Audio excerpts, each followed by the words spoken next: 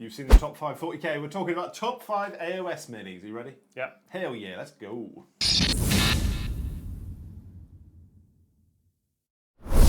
Top 5 miniatures in all of Age of Sigmar and why they're all Alarielle the Bug Queen. End of video. Oh, okay. Well, great time. See you next time. Bye. Yeah, talking top 5 AOS miniatures, which honestly, really, really hard. Yeah, this was tough. Really at one point, I'm not even kidding, I had a top 20. Yeah. So the way I do these is I'll go through the Games Workshop website and I'll write down all the ones I really like. Mm-hmm. And then I'll try to put it into the jigsaw. Yeah, it's so tough, isn't it? Because especially some of these behemoth models are just utterly like jaw-dropping. Like when you see them in the flesh as well, it's just incredible. There is a small disclaimer that we're going to have to put because I know the preview is just around the corner. This is pre the siege. Is it the Siege of Hellcrown or something like that? The one where we see all Skaven because they look like they're winning. Yeah, at the time of recording, Skaven are winning that thing, so I imagine there'll be some images that they're not in this. Yeah, there'll be something big, something crazy, maybe a big rat. I don't know. The Skaven, whatever. But yeah, jumping straight in. Number 5 in all of Age of Sigmar, it's an orc. Ah? It is the Godric Fist of Gork / the Maw Crusher. That is not where I thought we were starting. Okay, sure, fire away. Tell me why. Cabbage Man. The Cabbage Man. The Cabbage Dragon. It's just so cool. It's just... I genuinely don't know what to say about this miniature. I just want to paint one. Like, you got one in Stormbringer and you're like, I'm going to put an e-bud. I was like, I'll have it. Yeah, give it to me. No interest in doing an Orcs army for AOS or 40k, but this miniature, my word. Yeah, there's a lot going on. There's so much going on the Orc, and then there's so many cool details on the actual Cabbage Man and Cabbage Dragon. Yeah, it's one of those minis you don't realise quite the grandeur of it until you build it.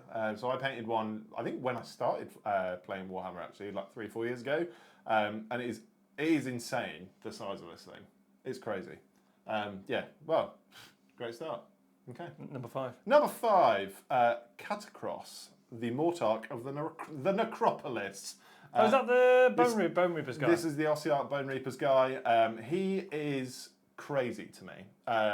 Super, super cool. Like a bit of an undead nightmare. Surrounded by all of his cronies. He is like the main bad guy from The Mummy for me. He is just super, super cool. Honestly, a bit terrifying. I'd love to paint one. Also, it would take you weeks. It would. And another one of those minis that's sort of like a diorama on a mini, which is just crazy. Absolutely crazy. Yeah. I'm a bit of a simp for undead stuff at the best of times, but this guy really does take the tea. I paint it in a heartbeat. It's very expensive, but I'd do it. I'd do it. Hero Hammer, maybe. Hero Hammer, baby. Paint that in a day.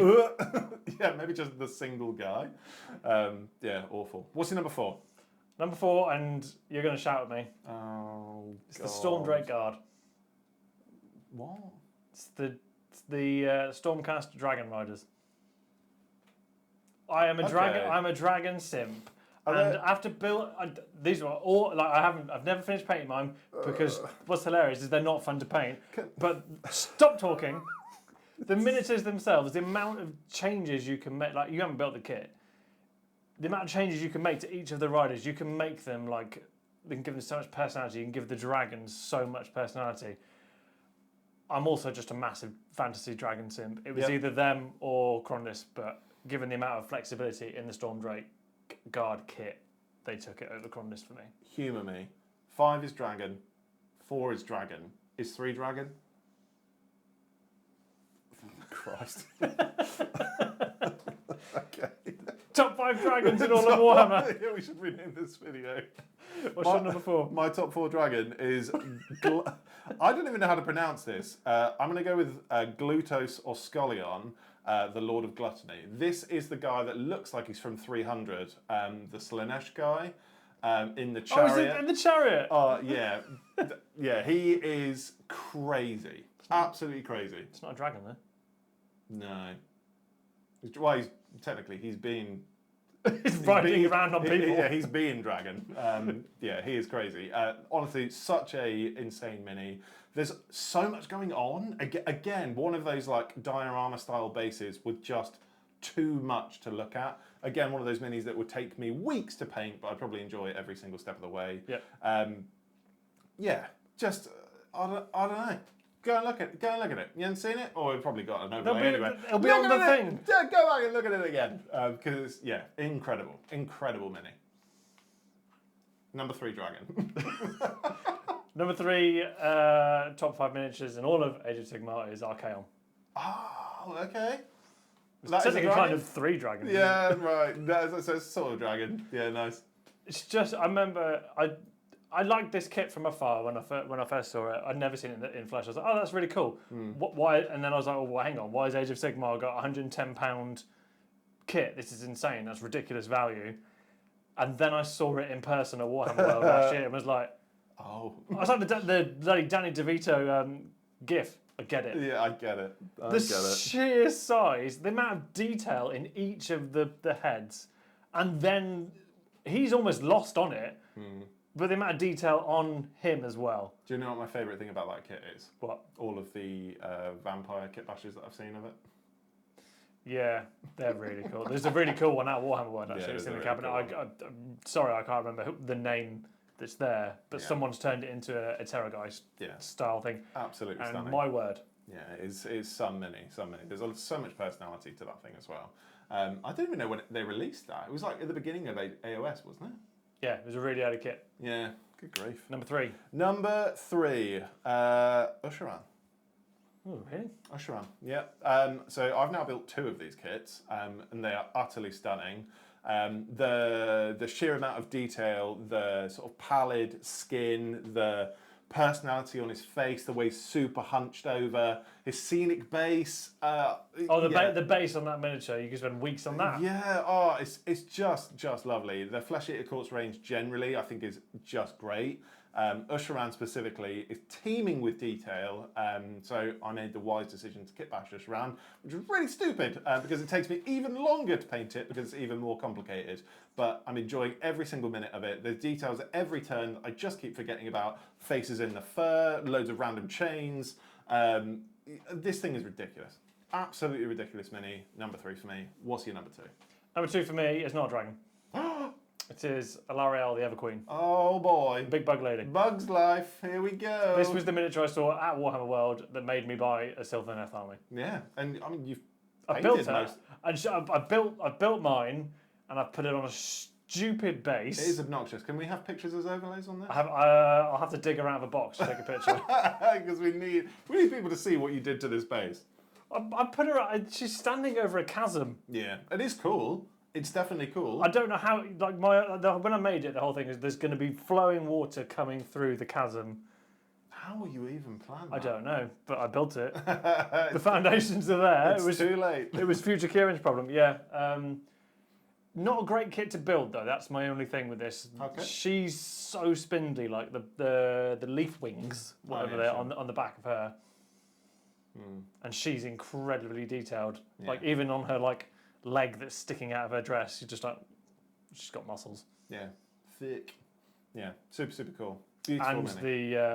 just the giant bug life beetle.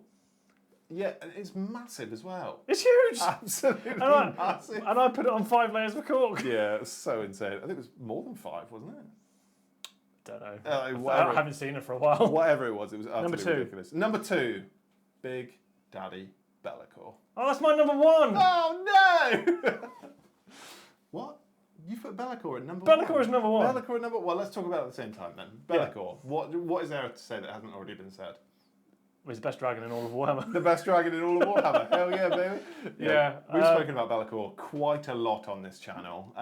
We're still waiting on you to paint it. Yeah, what was hilarious as well is when we were lucky enough when we went to, again, a lot of my Age of Sigmar ones come from going to Warhammer World. We were lucky enough to talk to Darren Latham in Bugman's, and he told me how he went around creating it, and I was just like, Daddy? yeah, my word, what I mentioned, just the anatomy of the proportions of the chest, the head, and then the wings. He's It is thick. Yeah, he is. It's not. It's not like, the problem I find with some Warhammer kits when they put wings on things, the bodies are then lost to giant wings, whereas this totally matches, and then it's got potentially one of the best bases ever. Yeah, he certainly looks like a dark master, doesn't he? Yeah, he is an unbelievable miniature, and I'm honestly always really scared to paint mine.